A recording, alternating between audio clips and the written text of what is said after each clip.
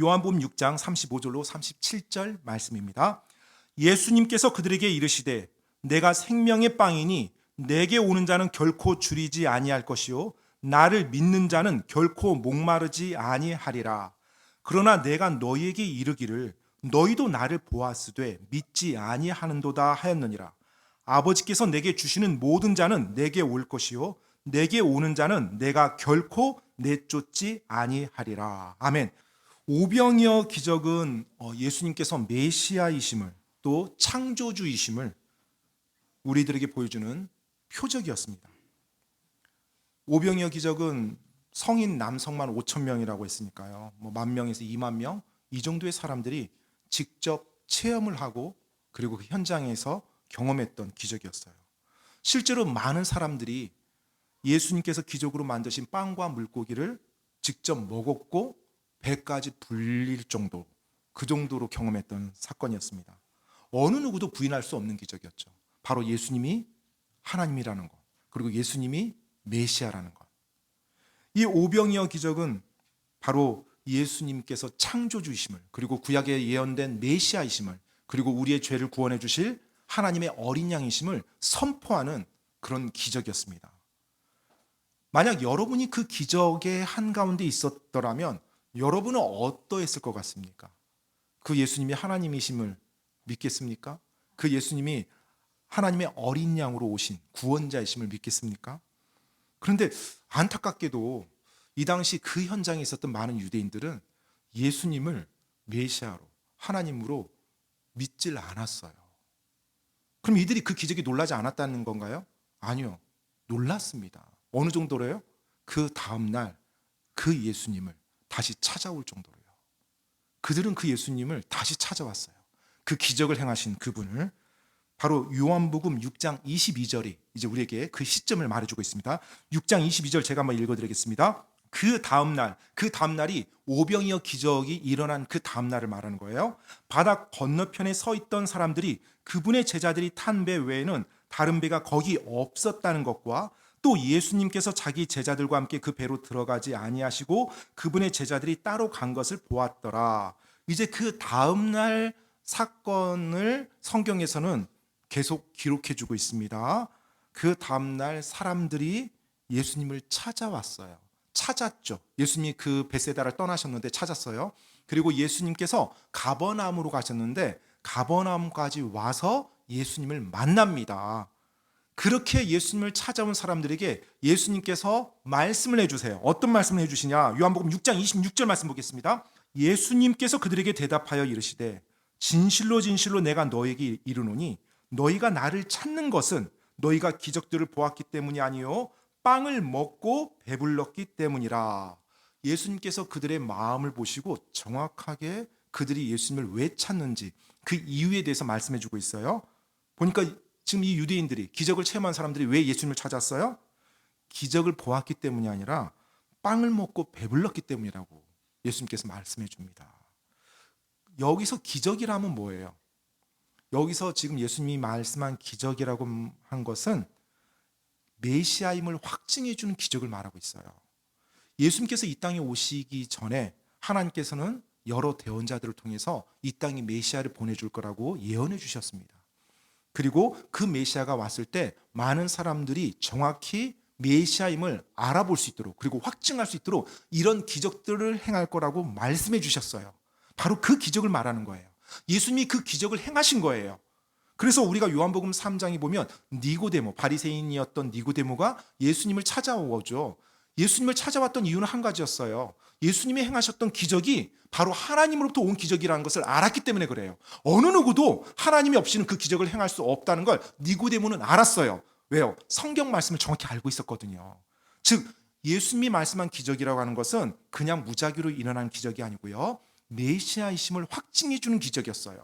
그러니까 지금 이 유대인들은 예수님이 행하신 기적을 보고 예수님이 메시아라는 거, 예수님이 창조주 하나님이시라는 거, 예수님이 하나님의 어린 양이시라는 것을 확증하고 그 메시아를 찾아서 와야 되는 것이었어요. 그런데 이들의 마음속에는 메시아라는 생각은 없었어요. 그리고 어제 경험했던 그 놀라운 빵을 먹었던 체험, 물고기를 먹었던 체험, 자기의 배를 불렸던 그 체험을 다시 한번 닦고자 왔던 겁니다. 예수님께서 그 부분을 정확히 그들에게 지적했던 거예요. 여러분, 사람이 탐욕과 이기심에 빠지면요, 자기 앞에 기적이 일어나도 기적인 줄 모르고 지나갑니다. 사실 이들만이 아니죠. 수많은 사람들, 하나님의 사람들조차도 어떤 욕망 가운데 빠져 있을 때, 그리고 탐욕, 욕심에 빠져 있을 때 하나님이 역사하는 그 손길을 보지 못하고 지나갑니다. 그리고 나서 계속해서 불평하죠. 저에게 하나님을 보여주십시오라고요. 안타까운 일이죠. 지금 26절 말씀에서 예수님께서 그들의 동기를 말해줬잖아요. 사실 예수님께서 또 한 번 기적을 그들에게 보여준 거예요. 어떤 기적이에요? 그들의 마음을 꿰뚫는 기적을요. 사람의 마음을 꿰뚫는 존재는 하나님 말고는 없죠. 사람이 사람의 마음을 볼 수는 없잖아요. 오직 하나님만이 사람의 마음을 볼 수 있어요. 그런데 예수님께서 지금 그들의 마음속에 있는 걸 정확히 말해줬죠. 그럼 그 말을 들었을 때 유대인들이 정상적인 상황이라면 어떻게 했어야 됐을까요? 깜짝 놀랐겠죠. 어떻게 알았지? 아, 이분이 내 마음을 아시는구나. 그러면서 다시 한번 좀 생각할 기회가 있었을 것 같은데 여전히 무시합니다. 여전히 무시해요. 그리고 그들의 욕망을 추구하기 위해서 예수님을 닥달하는 그 내용을 보게 돼요. 영적 분별력이 없는 거죠. 구원받았다 할지라도 마찬가지입니다. 내가 어떤 욕망이나 이기적인 탐욕 가운데 빠져 있을 때는 영적 분별력을 상실하게 됩니다. 그리고 어리석은 결정들을 하게 돼요. 여러분, 혹시 여러분은 어떠신가요? 내 안에 예수님을 따르는 동기가 예수님이 하나님이시기 때문에 따르나요? 아니면 내 삶이 내가 원하는 무언가 좀 잘 일어나게 그리고 잘 성취되게 하기 위해서 어떤 신을 따르는 건가요? 예수님께서는 그들을 바라보면서 그들이 예수님을 찾은 동기에 대해서 정확히 지적하셨어요. 그러면서 그들에게 기적을 보여주지 않습니다. 왜냐하면 지금 기적이 그들을 예수님 믿게 만드는 게 아니거든요. 이미 어제 그 놀라운 기적을 보았거든요. 그래서 그들에게 이제 예수님의 진리를 설명해 줍니다. 요한복음 6장 27절 제가 읽어드리겠습니다. 썩어 없어지는 양식을 위해 수고하지 말고 영존하는 생명에 이르도록 항상 있는 그 양식을 위해 수고하라. 그것은 사람의 아들이 너희에게 주리니 이는 하나님 아버지께서 그를 봉인하셨기 때문이라 하시니라.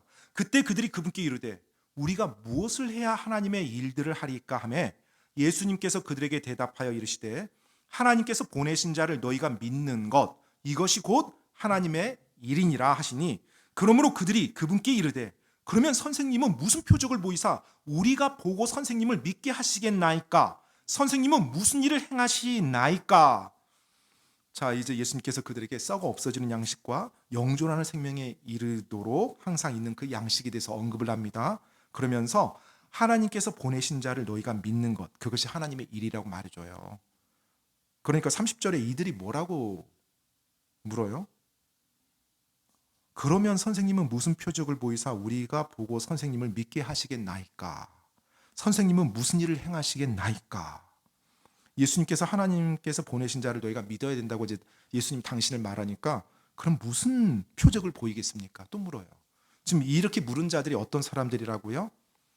어제, 하루 전에 오병이어 기적을 본 사람들이에요. 여러분이 예수님이라면 어떠시겠습니까? 속이 터지죠. 속이 터지죠. 뭔가 한 대 이렇게 이렇게 뭐랄까요? 주워받고 싶죠. 어제 그 현장에서 그 엄청난 기적을 보아온 사람들이 다시 와서 나를 믿으라고 하니 그럼 어떤 표적 보여주실 건데요? 또 묻는 거예요.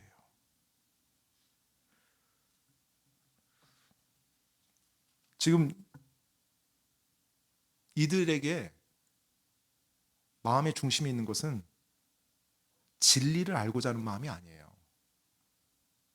자신들의 배가 다시 한번 불려지는 놀라운 쇼를 한번 더 보고 싶었던 거예요. 엄청난 눈요기할 거리를 그들은 찾았던 겁니다. 예수님이 창조주 하나님, 예수님이 나의 죄를 용서하시고 나를 위해서 대신 십자가에 어떤 내 죄의 값을 지불하실 메시아, 하나님의 어린양 이런 생각은 없었어요. 그들의 굳어진 마음으로 말미암아서 다시 한번 기적 일으켜 달라는 그 마음이었습니다. 예수님께서는 그들에게 기적을 보여주지 않으세요. 왜냐하면 어제 그 기적으로 충분하거든요. 그리고 그들에게 말씀을 설명해 주시죠. 그리고 어제 그들이 경험했던 오병이어의 기적, 그 빵을 먹었던 그 기적을 실물 교재로 삼아서 그들에게 설명을 해줍니다. 그러면서 예수님 당신께서 이제 빵 이야기를 하세요. 어제 너희가 기적으로 빵 먹었지.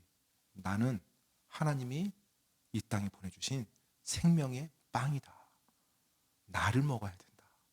이 말씀을 해주세요. 요한복음 6장 35절로 36절 말씀입니다. 예수님께서 그들에게 이르시되 내가 생명의 빵이니 내게 오는 자는 결코 줄이지 아니할 것이요 나를 믿는 자는 결코 목마르지 아니하리라. 그러나 내가 너희에게 이르기를 너희도 나를 보았으되 믿지 아니하는도다 하였느니라. 예수님께서 뭐라고 지금 말씀해 주고 있어요? 내가 생명의 빵이라고 직접 이제 그들에게 설명을 합니다. 그러면서 예수님께서 이제 요한복음 6장 이후에 생명의 빵에 대한 언급을 이야기를 해주세요. 자, 41절 말씀 한번 보겠습니다. 요한복음 6장 41절. 그분께서 이르시기를 내가 하늘로부터 내려온 빵이라 하셨으므로 그때 유대인들이 그분에 대해 수군거리며, 자, 예수님께서 41절에서도 내가 하늘로부터 내려온 빵이라고 말씀합니다.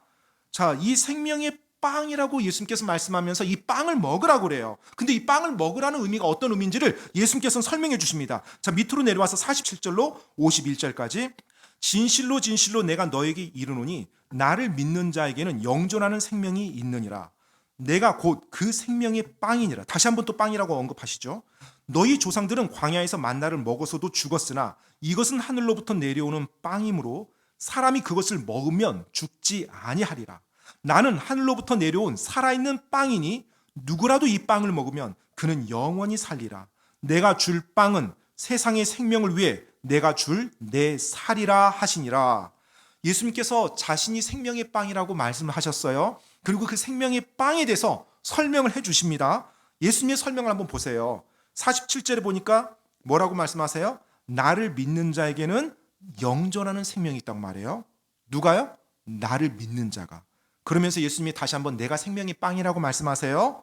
그리고 50절에 보니까 사람이 그것을 먹으면, 즉 사람이 생명의 빵을 먹으면 어떻게 된대요? 죽지 아니하리라. 즉 영원한 생명, 영존한 생명을 얻게 된다는 거예요. 그러면 그것을 먹는다, 즉 생명의 빵을 먹는다라는 의미가 어떤 의미예요? 예수님을 믿는 것을 말하는 거예요.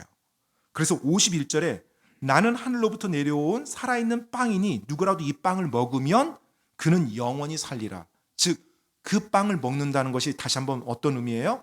예수님을 믿는 것이에요. 그래서 예수님께서 내가 줄 빵은 세상의 생명을 위해 내가 줄 내 살이라 하시니라 라고 말씀하고 있습니다. 그리고 요한복음 6장 58절에 다시 한번 또 그 빵에 대해서 이야기를 하세요. 요한복음 6장에서 빵에 대한 이야기를 계속 하십니다. 이것은 하늘로부터 내려온 그 빵인데 너희 조상들이 만나를 먹고도 죽은 것과 달리 이 빵을 먹는 자는 영원히 살리라 하시니라. 이 빵을 먹는 자, 이게 무슨 의미예요? 예수님을 믿는 자예요. 예수님을 믿는 자. 자, 그런데 이제 예수님께서 이 생명의 빵을 먹으라고 말하면서 어떤 말씀을 하시냐면 방금 51절 마지막에 보면 내가 줄 빵은 세상의 생명을 위해 내가 줄 내 살이라 라고 말씀하세요. 내 살이라. 그리고 요한복음 6장 54절에 보면 누구든지 내 살을 먹고 내 피를 마시는 자에게는 영원한 생명이 있나니 마지막 날에 내가 그를 일으키리라 라고 말씀합니다. 누구든지 내 살을 먹고 내 피를 마시는 자에게는 영원한 생명이 있다고 말씀하세요. 자, 그럼 여러분 예수님의 살을 먹고 예수님의 피를 마신다는 의미가 어떤 의미예요? 예수님을 믿는다는 의미예요. 지금 이 문맥을 따라 읽으면 이게 전혀 어려울 게 아니에요. 지금 예수님께서 예수님 믿는 것을 뭐라고 표현했어요? 내가 생명의 빵이니 생명의 빵을 먹는 것. 그리고 내 살과 내 피를 먹고 마시는 것. 이것이 예수님을 믿는 것. 예수님이 메시아라는 것. 예수님이 하나님이라는 것. 예수님이 하나님의 어린 양으로서 내 죄를 짊어지실 분이라는 것. 그걸 믿는 거예요. 그런데 오늘날 이 구절이 큰 이슈가 되어서 잘못된 쪽으로 사용됩니다. 카톨릭에서는요, 이 구절을 사용해서 성만찬 시에 빵과 포도즙이 실제 예수님의 살과 피로 변한다고 그렇게 가르치고 있어요. 이 말씀을 가지고요. 그래서 이제 그것을 이제 용어로는, 신앙 용어로는 화채설이라고 해요. 그러니까 빵과 포도즙이 예수님의 살과 피로 실제로 변한다. 이 말씀을 근거로 삼습니다. 그러니까 지금 문맥에서 완전히 벗어난 얘기거든요. 첫 번째, 여러분, 예수님께서 유대인이시죠. 그리고 하나님의 율법을 100%다 지키신 분이세요. 유대인들에게 피를 마시는 게 금해져 있거든요. 하나님께서는 절대 피를 마시지 못하도록 명하셨어요. 펴실 필요 없고요. 제가 한번 읽어드리겠습니다. 레위기 17장 12절에 보면 하나님께서 그분의 율법에 이렇게 말씀하셨어요. 그러므로 내가 이스라엘 자손에게 말하기를 너희 중에서 어떤 혼도 피를 먹지 말며 너희 가운데 체류하는 어떤 타국인도 피를 먹지 말라 하였나니. 자, 이스라엘 백성 어느 누구도 피를 먹어서는 안 되고요. 심지어 이스라엘 지경 안에 사는 타국인들도 피를 먹는 것을 해서는 안 돼요. 그것을 먹는 자는 끊어질 것이라고 14절에 레위기에 말씀하고 있습니다. 그럼 여러분, 예수님께서 자신의 피를 마시라고 하는 게 이게 진짜 피라는 거예요? 절대 아니죠. 그런데 이 말을 그렇게 해석을 하는 거예요. 지금 예수님께서 살과 피를 먹고 마시는 자에게는 뭐가 있다고 그랬어요? 영원한 생명이 있다고 그랬죠. 영원한 생명. 그럼 카톨릭에서는요, 실제 살과 피로 변한다고 했죠. 그럼 그것을 안 먹고 안 마시면 어떻게 돼요? 영원한 생명을 잃어버릴 수 있다는 거예요. 그래서 이제 성사라고 말합니다. 성사. 성체 성사로 가거든요. 성만찬을. 근데 지금 여기서 예수님이 살과 피를 먹어서 영원한 생명 얻으라는 말이 실제 살과 피를 먹어서 영원한 생명 된다는 거 절대 아닙니다. 예수님께서 주의 만찬을 제정하셨을 때는 이것은 내 살이요 내 피라고 말하면서 나를 기억하고 기념하라고 했어요. 이것을 해야 너희가 영원한 생명을 얻는다라고 말한 적 한 번도 없습니다. 그러니까 이 주의 만찬과 이 구절을 적용할 수 없는 부분인데 이것을 그런 식으로 단어만 가지고서 꽤 맞추는 겁니다. 그리고 세 번째, 이게 주의 만찬하고 상관이 없다는 것이 예수님께서 정확히 말씀해 주셨어요. 요한복음 6장 63절에 보면 이것이 실제 살과 피가 아니라 영적인 개념이라고요. 요한복음 6장, 같은 6장입니다. 63절에 보면 살리는 것은 영이며 육은 아무것도 유익하게 하지 못하느니라. 내가 너에게 이르는 말들 그것들은 영이요 생명이니라. 자, 예수님께서 지금 내가 너에게 이르는 말들이 뭐라고요? 영이라고요. 영이라고요. 즉 예수님께서 말씀한 생명의 빵을 먹으라. 내 살과 내 피를 먹고 마시라. 이게 전부 다 어떤 의미라는 거예요? 영적인 의미라는 거예요. 즉 예수님을 믿어야 된다는 말씀을 예수님께서 실제적인 어떤 실물 교육 차원에서 말씀한 것입니다. 자, 우리가 예수님을 믿는다는 것, 그것은 예수님께서 우리에게 생명의 빵을 먹으라, 그리고 내 살과 피를 마시라 라는 의미와 같다라는 거 여러분 기억하시고요. 그리고 나서 이제 요한복음 6장 37절 말씀을 제가 이제 읽어드리겠습니다. 아버지께서 내게 주시는 모든 자는 내게 올 것이요 내게 오는 자는 내가 결코 내쫓지 아니하리라. 39절도 한번 읽어드릴게요. 39절. 나를 보내신 아버지의 뜻은 이것이니 곧 그분께서 내게 주신 모든 것 중에서 내가 하나도 잃지 아니하고 마지막 날에 그것을 다시 일으키는 것이니라. 지금 아버지께서 아들 하나님 예수님께 준 사람들은 누구일까요? 자, 이제 이 구절이 그래서 제가 지금 오늘 이 말씀을 여러분들과 같이 한번 좀 더 보고 싶었던 거예요. 이 요한복음 오병이어 사건이 기록된 6장에서 그 기적이 일어나고 그 다음 날 예수님이 유대인들에게 해줬던 이 말씀 안에서 굉장히 중요한 교리가 담겨져 있습니다. 그리고 또 안타깝게도 잘못된 교리도 만들어지고 있고요. 이 말씀이 구원받도록 하나님께서 정해놓았다라고 주장할 때 굉장히 자주 사용되는 말씀 중에 하나가 이 말씀이에요. 아버지께서 내게 주시는 모든 자는 내게 올 것이라. 그러니까 하나님이 창세전에 이미 지정해 놨다는 거예요. 그래서 그를 예수님께 주었기 때문에 그 사람들이 예수님께 나올 거다고 이렇게 이제 해석을 합니다. 근데 이 구절만 딱 보면 뭐 그런 것 같아요. 그렇죠. 그러니까 이제 많은 사람들이 믿죠. 일단은 여러분, 제가 여러분께 여쭤봅니다. 성경에 구원을 받는 사람은 어떤 사람들이에요? 예수님을 믿는 사람들이에요. 그럼 예수님을 믿는 사람은 누가 믿을 수 있어요? 모든 사람이 다 믿을 수 있어요. 그래서 성경에서는 누구든지라고 말하고 있거든요. 누구든지. 여러분들 아마 많이 들어서 아는 구절일 텐데 제가 그래도 하나님 말씀을 읽으면서 여러분들에게 확증해 드리겠습니다. 누구든지예요. 누구 정해놓은 소수가 아니라 누구든지입니다. 요한복음 3장 15절로 16절 말씀해 보면 제가 읽어드리겠습니다. 이것은 누구든지 그를 믿는 자는 멸망하지 아니하고 누구든지라고 했어요. 영원한 생명을 얻게 하려 함이라. 16절 하나님께서 세상을 이처럼 사랑하사 자신의 독생자를 주셨으니 이것은 누구든지 그를 믿는 자는 멸망하지 아니하고 영존하는 생명을 얻게 하려 하심이라. 자, 누구든지라고 했습니다. 사도행전 2장 21절 말씀도 제가 읽어드리겠습니다. 누구든지 주의 이름을 부르는 자는 구원을 받으리라 하였느니라.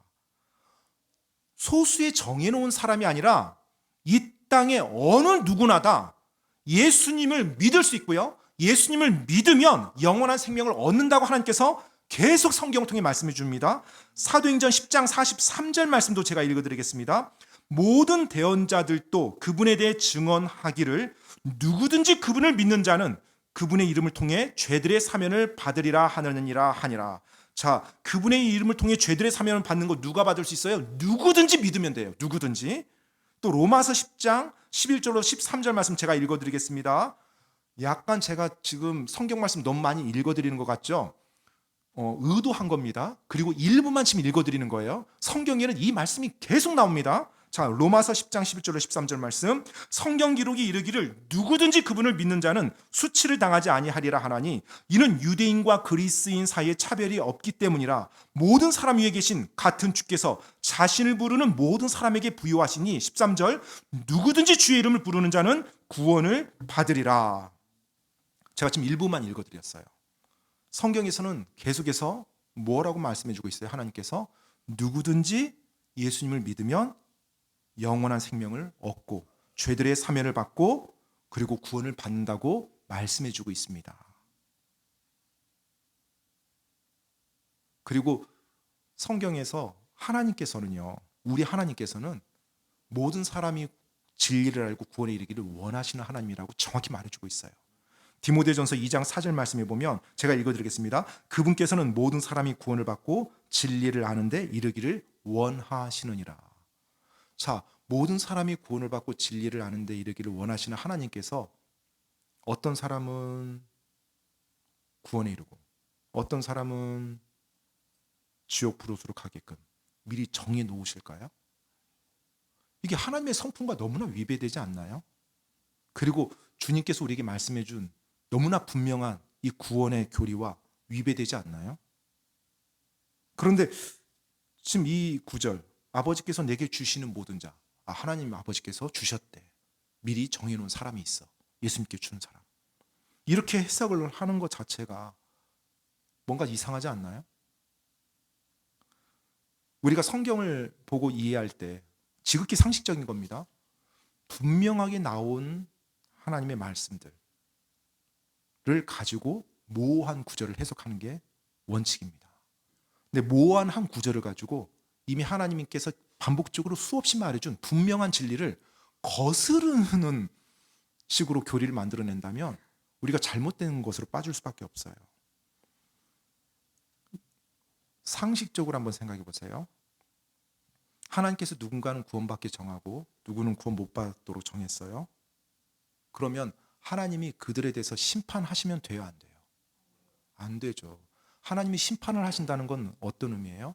그들에게 책임을 줬는데 그들이 그 책임을 올바르게 하지 못했기 때문에 그래요. 그러니까 그들에게 책임이 있기 때문에 하나님이 심판하는 거예요.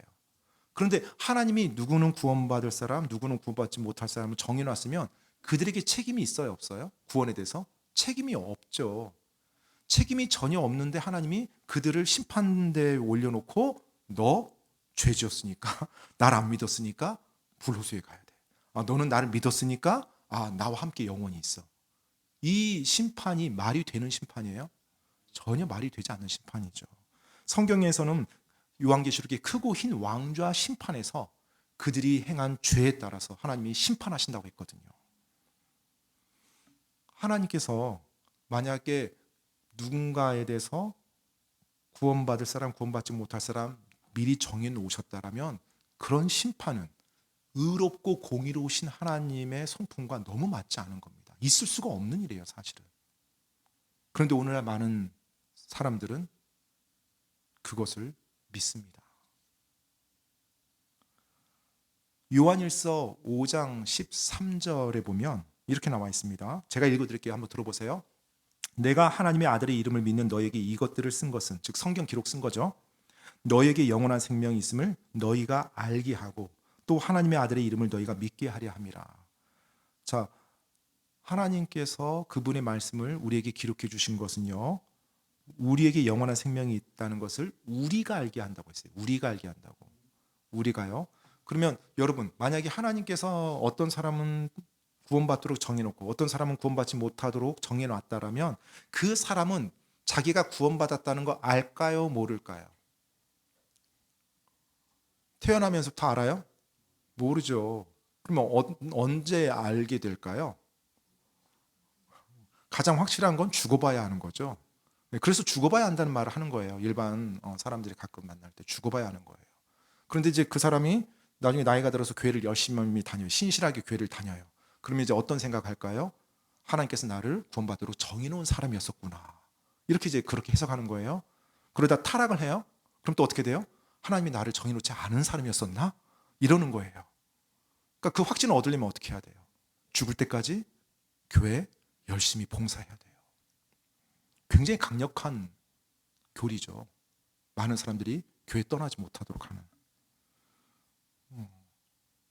하나님은 성경 말씀에 내가 이 땅 살아있는 동안에 내 안에 영원한 생명이 있다는 것을 내가 알게 해주셨대요.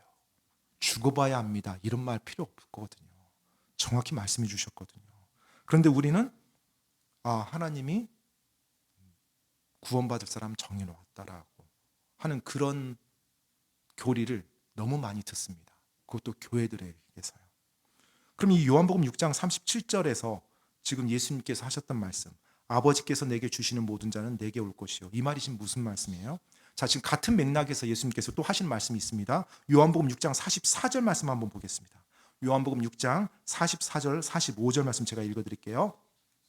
나를 보내신 아버지께서 이끌지 아니하시면 아무도 내게 올 수 없으며 내게 오는 그를 마지막 날에 내가 일으키리라. 45절 대언자들의 글에 그들이 다 하나님께 가르침을 받으리라 하고 기록되었으니 그러므로 아버지께 듣고 배운 사람은 다 내게 오느니라.